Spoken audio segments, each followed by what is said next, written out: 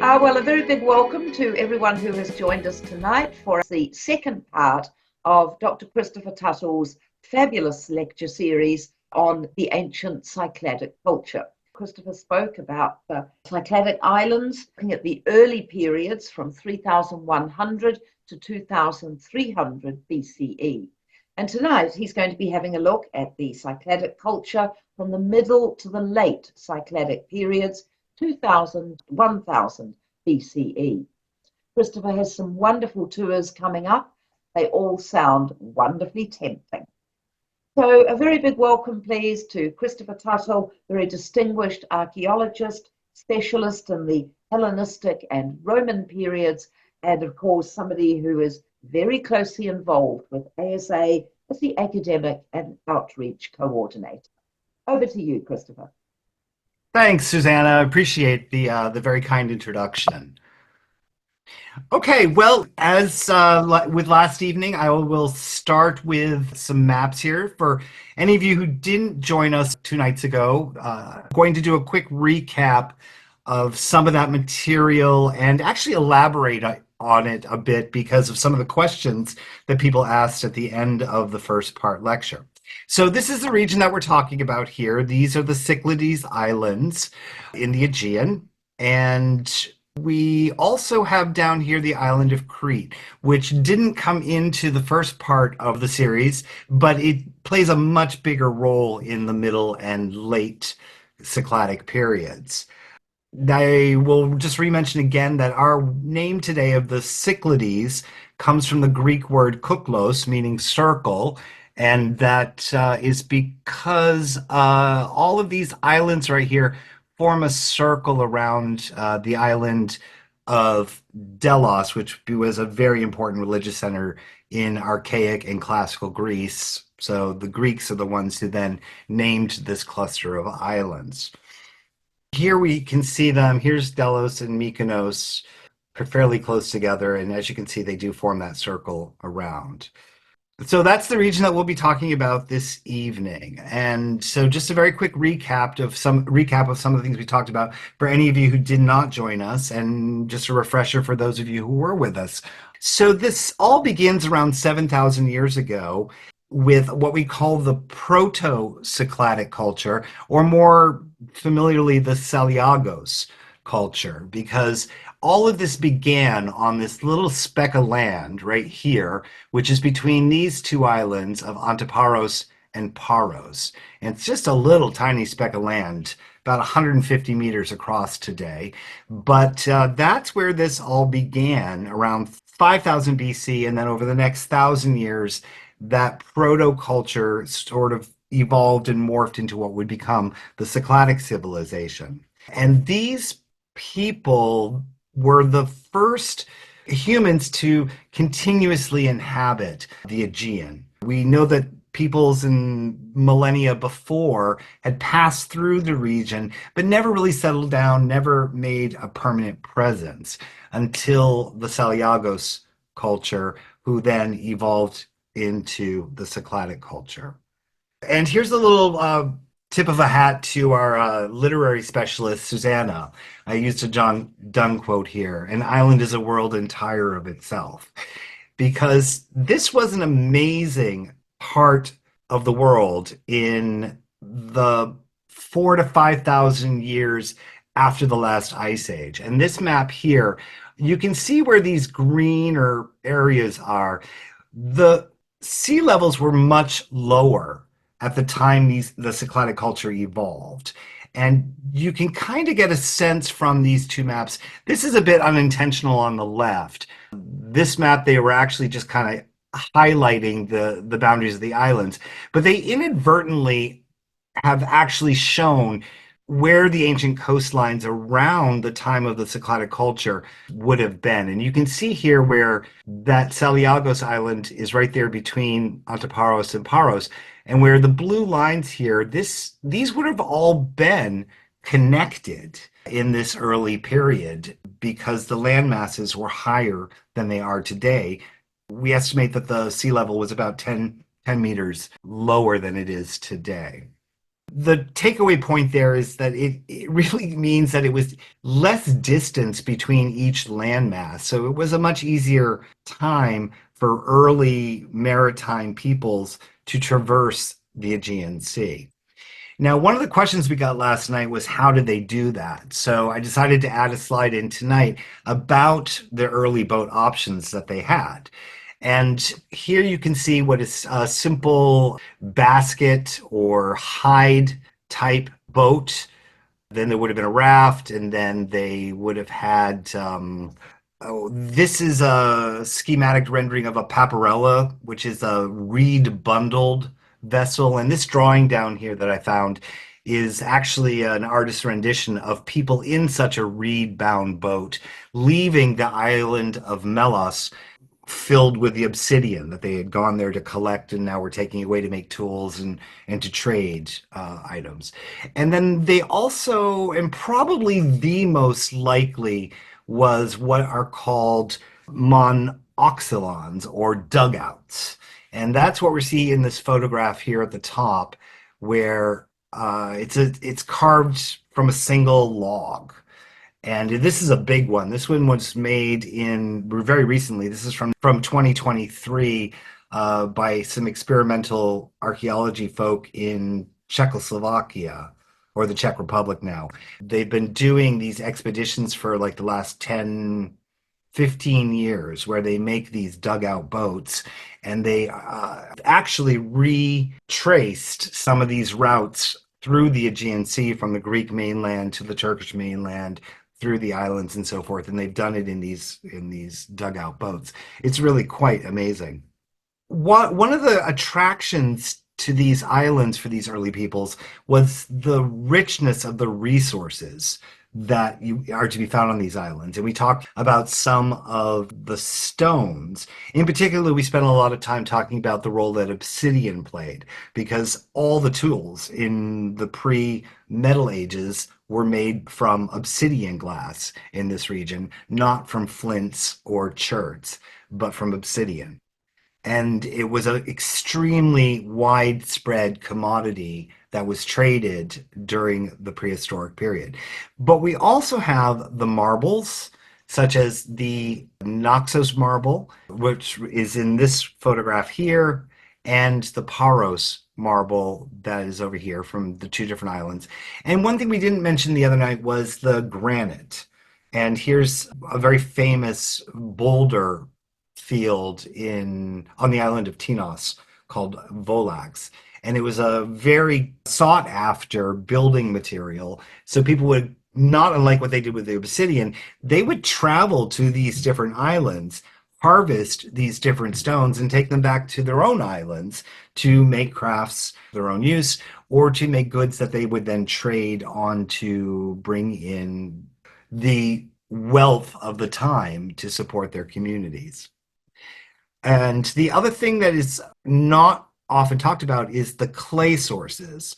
There was abundant clay sources on these islands because the islands are volcanic and uplift created. So you have a whole range of igneous and metamorphic stones from the volcanic activity and the tectonic activity, but then you also have the sedimentary stones and soils, such as the clays, the limestones, that were exposed over hundreds of millions of years as the Cycladic Plateau, which is what underlies all of these islands, got uplifted and then exposed when the sea levels went down as well.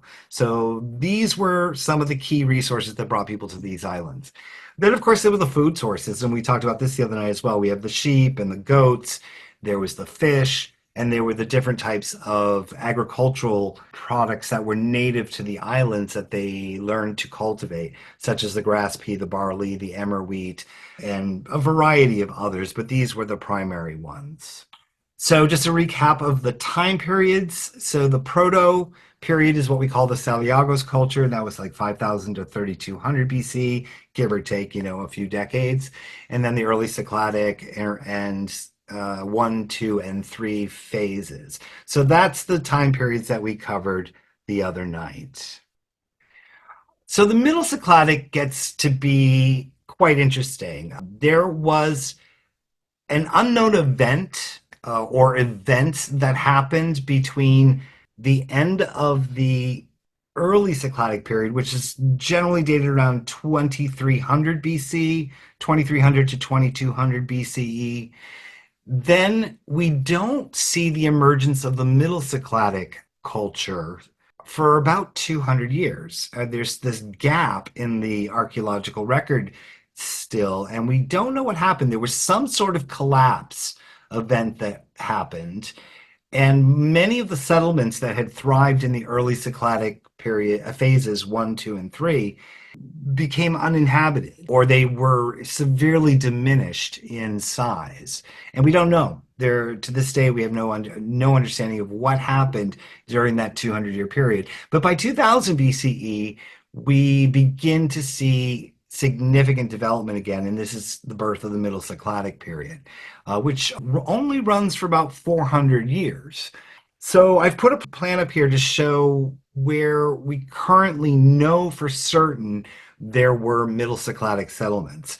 And it's a very dark period for science in that we suspect there's a lot more, but the archaeological survey work just has not been done to tell us.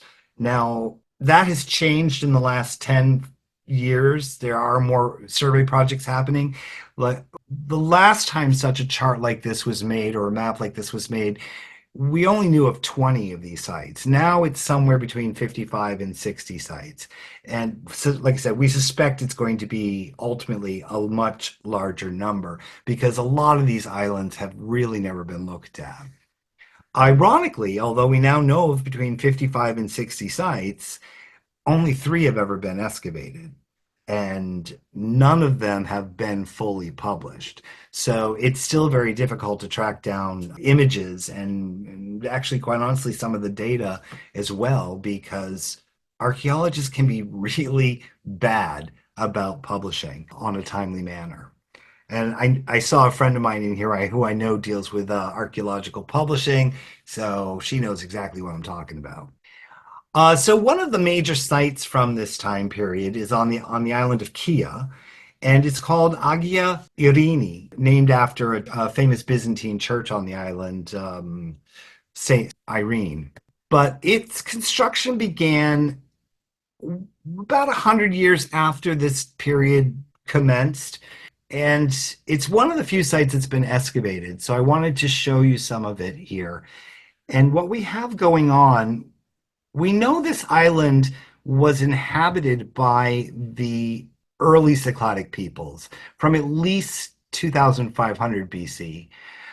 But then again, that settlement seems to have just faded and diminished with whatever happened in that approximately 200-year window.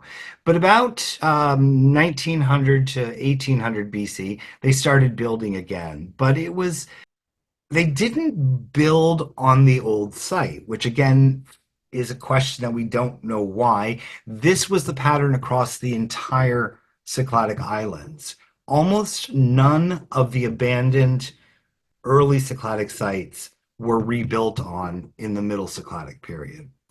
Some of them were rebuilt on in much later periods, like the Classical Greek period and the Roman period and the Byzantine period and the Islamic periods. But interestingly enough, the Middle Cycladic peoples did not immediately re-inhabit the sites that had been abandoned. Again, we don't know why. And it's kind of fascinating because they often had really solid foundations left from those early settlements, and it would have been much easier to build on them. But for some reason, they didn't. They built new constructions. But the overall designs were simpler. They had simple floor plans. In the early period, they often had multi-story buildings. In some of those sites, they're preserved to 3 or 4 meters in height to this day after excavation. But in this period, they initially started out with very simple floor plans, single story, almost no underground features, no basements or anything like that. But they did start immediately building fortification walls, which they did not have very many of those in the early Cycladic period. And here in this plan, you can actually see this darker area is the fortification wall, and this U-shaped feature is a tower. And I flipped the drawing upside down so that it corresponds more closely to the photograph. This is that U-shaped tower here, and here is what is called a flanking gate. It's not the main gate through the fortification wall, but it's, I guess, like a sally port sort of gate. And that's shown right here, and you can see it in the photograph right there.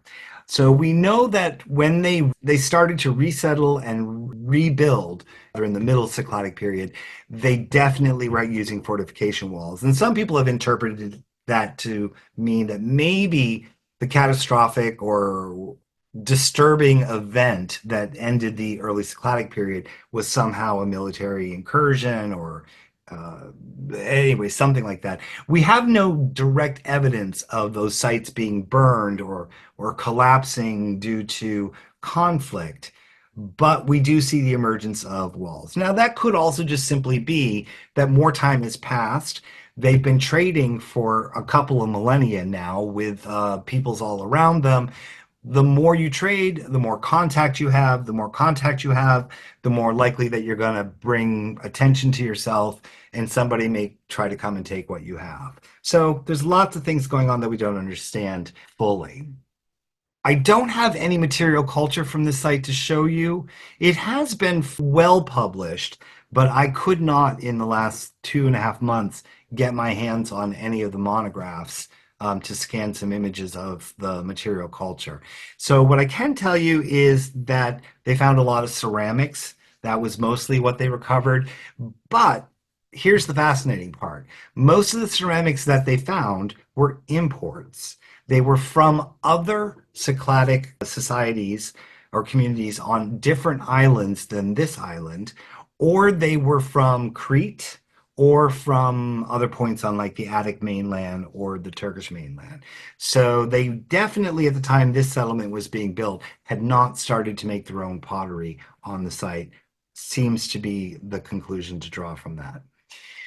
The next site is one we visited a couple of days ago, and this is Philocopi. And we were looking at this area over here last time because that's where the remnants of the early settlement are. And then we were looking at parts of the wall that is a much later addition.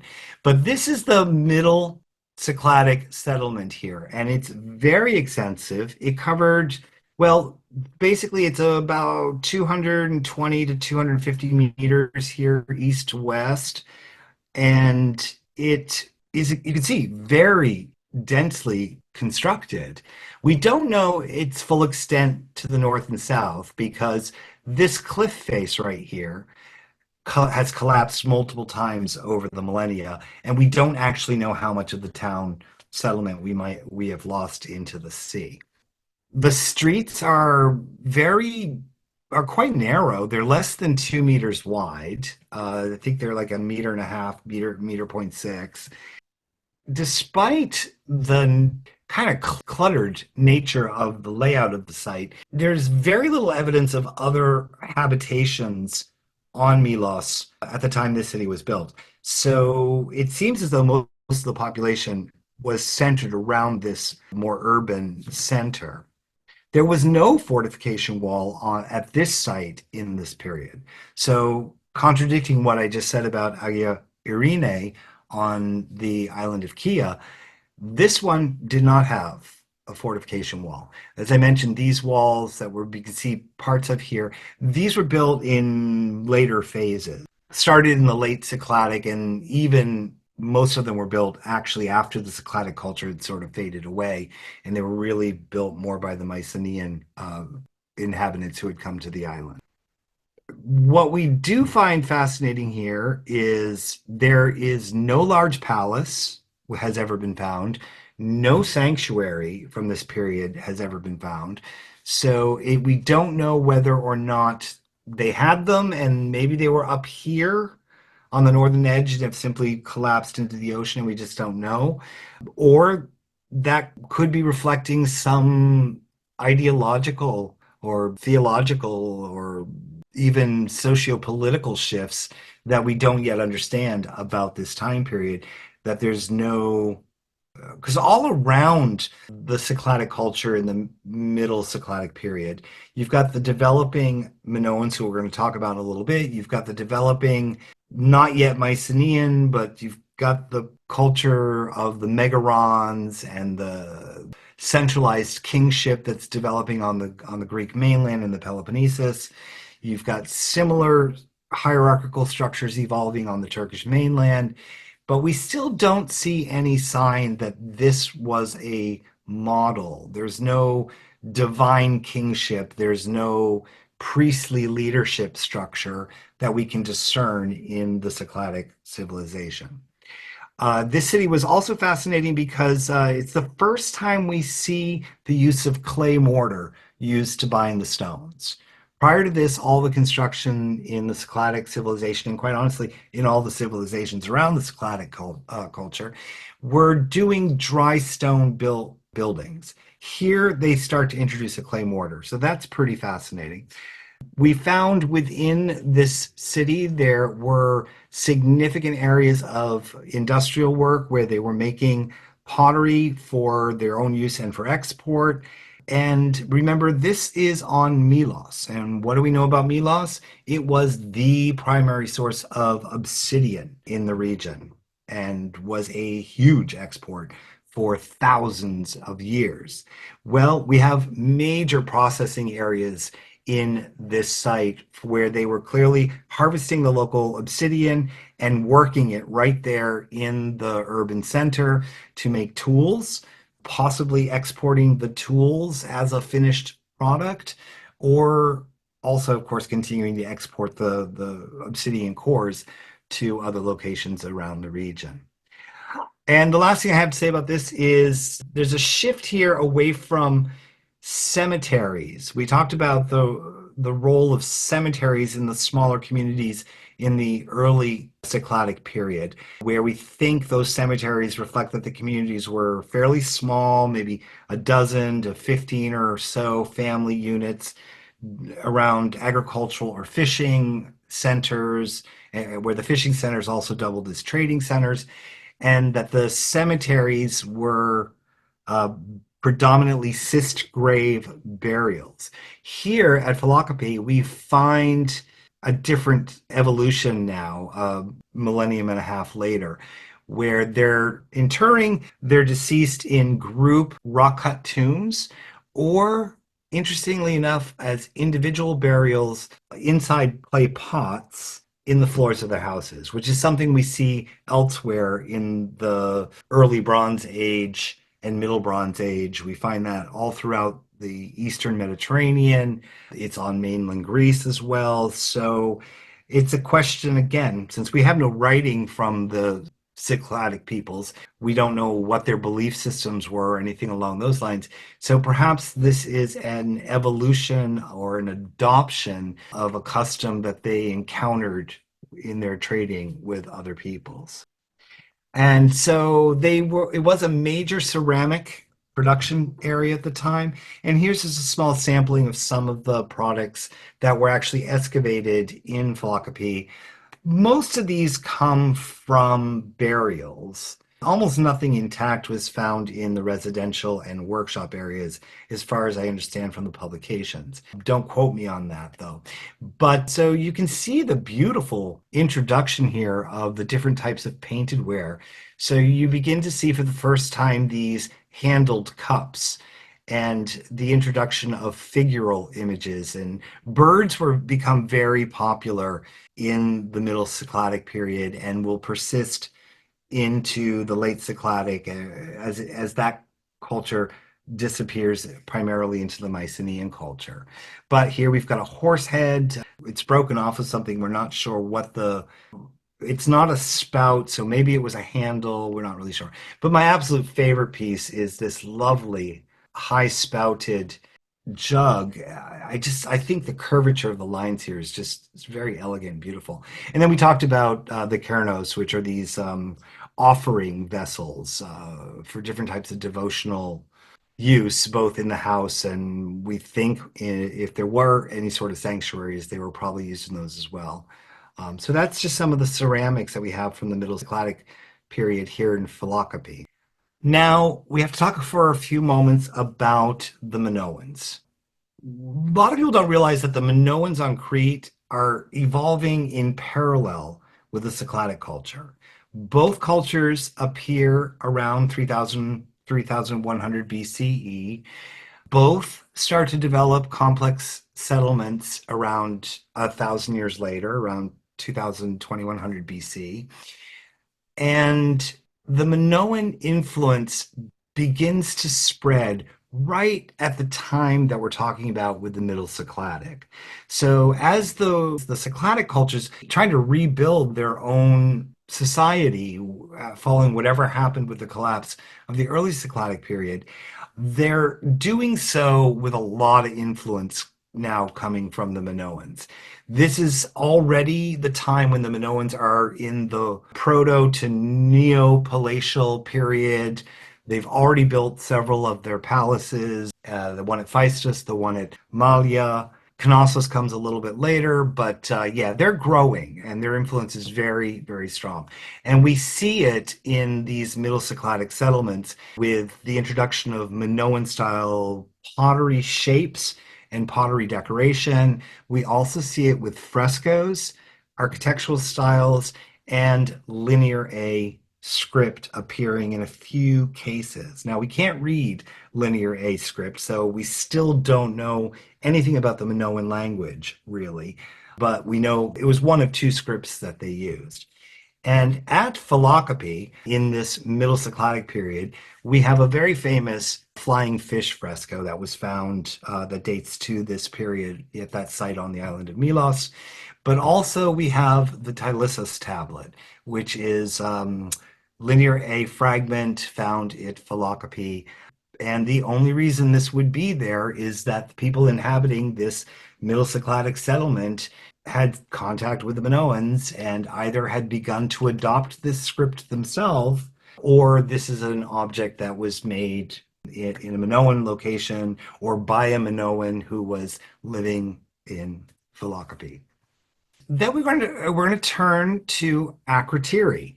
Now, many of you have heard of Akrotiri, and many of you may even think that it's a Minoan site because it's usually talked about in relation to the Minoan frescoes and a lot of the other artwork that has been found in this, shall we say, the Pompeii of the Aegean.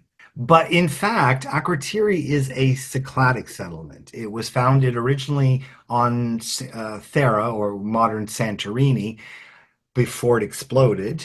And it was founded right at the beginning in the early Cycladic period. We don't have much evidence of that period yet. I know they have found some in deep shafts that they've sunk at Akrotiri, but most of what they have there is from the middle and late Cycladic period, which is the late Cycladic. It's somewhere in there also when the site was buried and the volcano exploded. Now we know we don't know exactly when the volcano exploded. Radiocarbon dates that we've collected puts it somewhere between 1620 and 1530 BCE, which that time frame puts it right in the transition between the end of the Middle Cycladic and the beginning of the Late Cycladic. So this does not, it just doesn't really have any effect on whether or not the Cycladic civilization came to an end. You often hear what I would call tropes about the explosion of Thera is what ended the Minoan civilization or ended the Cycladic civilization. It's not really true. There were some places such as Thera itself, which was incredibly devastated. But even on Crete, the heyday of the Knossos Palace complex is after the explosion of the Thera volcano. So we see a lot of shared influence that's going on at Akrotiri. There's a lot of Minoan influence material, but a lot of the material that shows the Minoan influence is actually Cycladic in shape and in technology. So it really is a fascinating place. And just to give you an idea of some of the material that's found there, I'm only going to show you some pottery here. But on the left, you've got this phenomenal bathtub that is just gorgeous, gorgeous painting. So you've got different types of animals on the bathtub here that are sort of moving through the wilderness. There's one human figure on one side here, and then there's pomegranates and other images of natural abundance, shall we say. Here we've got a pithos or a storage jar, and this one's got a griffin on one side and a couple of large cats, felines, on the other. And then down here we've got this gorgeous spouted jug with two humans doing some sort of activity involving a fish on one side. And then on the other side, the side on the right-hand side here, is a hawk catching another bird. So very dynamic figural images. And that introduction of figural motifs is one of those Minoan influences. We don't really have figural images in the early Cycladic period. I mean, we don't have them on the pottery and the ceramics. We, of course, have the famous figurines, which we talked about the other night from the early Cycladic period. But interestingly enough, they didn't decorate their pottery with figural images until this Minoan influence starts to come in.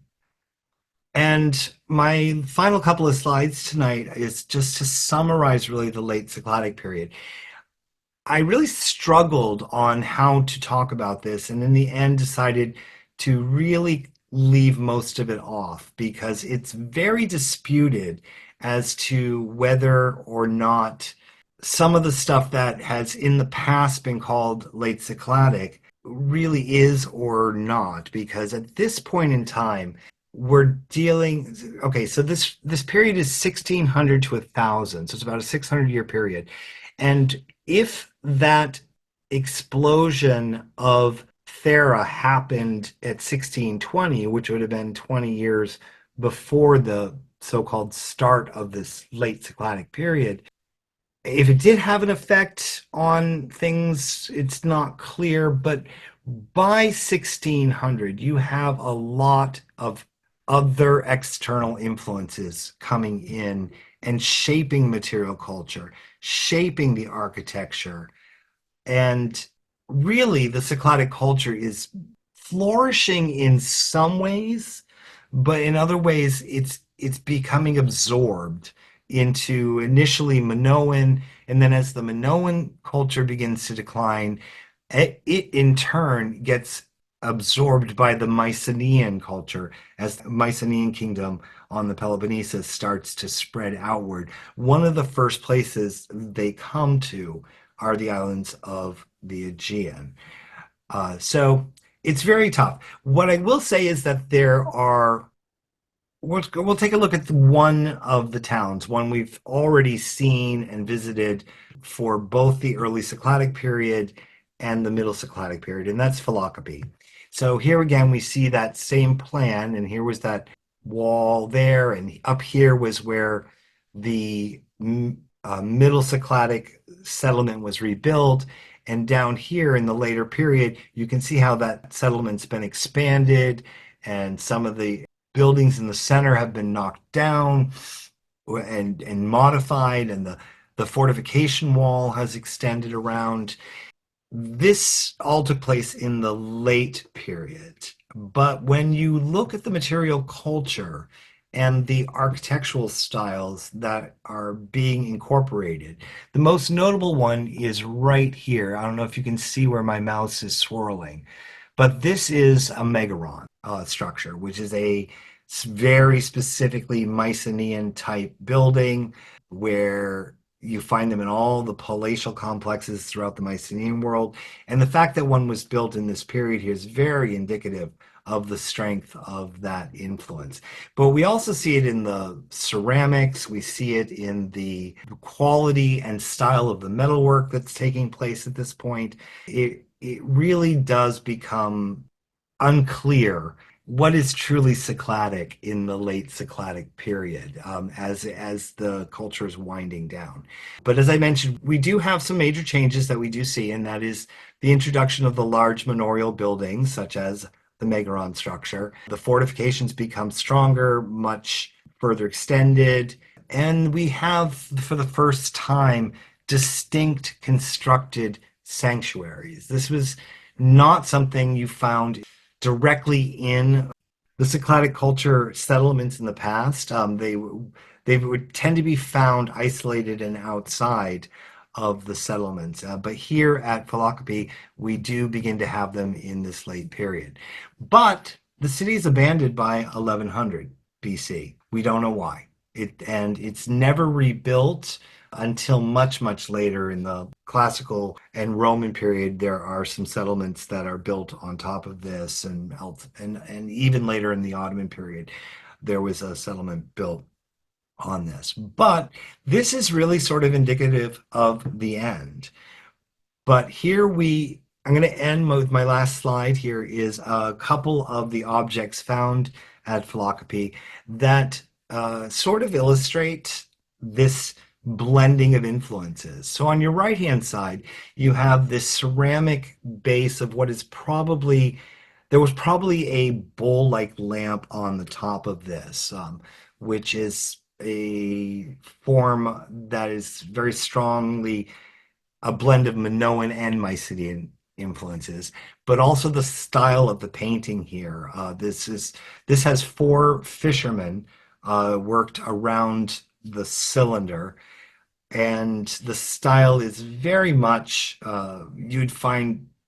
I don't know how familiar you are with Mycenaean art, but it's very heavily sea themed. There's lots of octopi and fish, and you find that also in the Minoan culture, where you have the famous dolphin fresco and the flying fish fresco from this very town itself, Philokopi. So maritime things were not.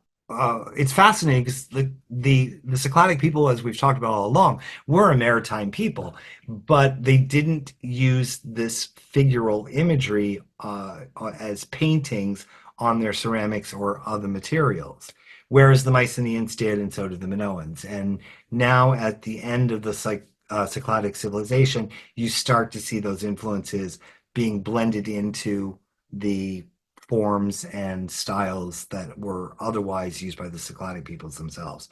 And on the left is one of the rare pieces we have that's gold. Yeah. You will remember from the other night that I mentioned that it was the Cycladic culture that produced the oldest known piece of worked gold, way back at the beginning of when metallurgy first starts to appear in the very early Bronze Age in this case. And some people have argued that that piece may have even been worked in the final late Neolithic period. It's a bit unclear because when it was recovered, we no longer know what the provenance of the object was, because we only know it because it appeared on the antiquities market. But here you can see that the gold working is exquisite by this beginning of the first millennium BC, and it is just very indicative of the influence of the Minoan culture here, because might be familiar with the Minoan bulls and the famous fresco of the bull dancers, the bull jumpers. But there's this famous head of that's worked in a black material with the gold horns. You also have gazelles and other deer that have been found in the Minoan and Mycenaean world. And here we find what appears to be one of these, probably a deer or a gazelle or something of those varieties. But the lines are very subtle, more subtle than what you would tend to find in the purely Minoan or the Mycenaean work. So I like to say that this piece, which is from Akrotiri, is sort of one of our last glimpses of the aesthetic of the Cycladic people themselves. And with that, I'm going to say thank you very much. I hope you've enjoyed this second part of the lecture this evening. And with that, I'll open it up for some questions. Thank you very much, Christopher. That was really fascinating. My question relates to the initial part of the lecture, and you were talking about the pottery that wasn't made there, it was made on these other islands. How do you decide that? Is it by the analysis of the clay, chemistry of the clay, or is it by the artwork on the pottery? How do you decide where the source of that pottery is? The answer is both. The traditional way is stylistic, and that is we can tell based on the shape of wares, generally where they were made, because they do change from area to area, even within the same cultures. Now, of course, today we also can do different types of analysis and source if the clay bed has been sourced, and we can do a neutron activation analysis and link the material of the vessel back to specific clay deposits. And this region, by and large, the major clay sources have been well mapped, so they can do both. But I know in the case of Irene that it's purely stylistic. If they have done any more intense radiological analysis on it, I've not seen the reports on it in my research. But yeah, that's it. It's both style, decoration, and clay sourcing if that's necessary. Thank you. Oh, let me just finish by saying, for those of you who were with us the other night, and I did say that I was going to do an analysis of the art for you, there really wasn't time to do that. That really is going to have to be a lecture in and of itself. And I'd like to tell you all about the stories about why they became so popular and talk a little bit about the 19th and 20th century artists who inspired the craze for them and why they became so many fakes that were made. So maybe next time. So a very big thank you from all of us at ASA. Thank you all for attending. I'm very grateful for the interest. Bye. Thank you. Bye-bye.